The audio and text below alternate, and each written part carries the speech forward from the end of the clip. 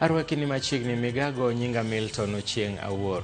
Jatend piny William Ruto dok ne lek mare madongo uchumi mar Kenya mondo chopi rang'iny ma Singapore, kowacho nondamo mosegoyo ahinya te sekta mar gero udi manengogi oyweyo e chakruok mar lokruok makamano.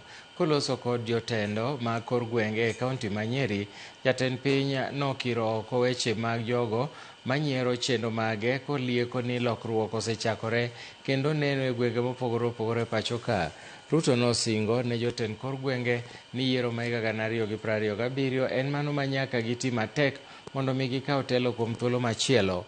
Olero ni pod obiro medo sero jogo ma bende nogoyo ne ombulu e kinde mokalo mondo bi osire kendo e yiero mabiro.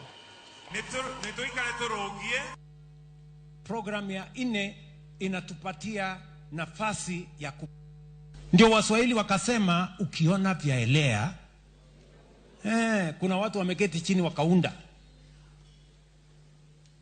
Nyinyi mnanielewa?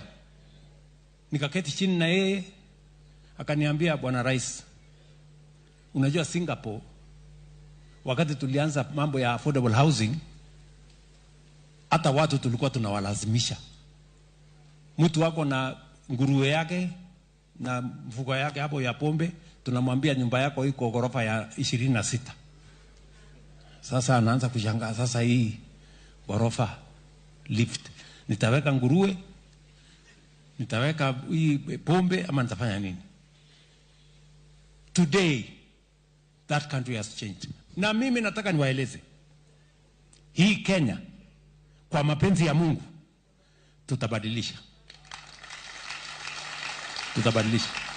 Nyinyi mumeona, sio kwa sinema. Nyinyi mumeona live. Nairobi hiyo inaanza kubadilika. Pale Mukuru ilikuwa slum. Leo tumejenga ghorofa 19 Mukuru.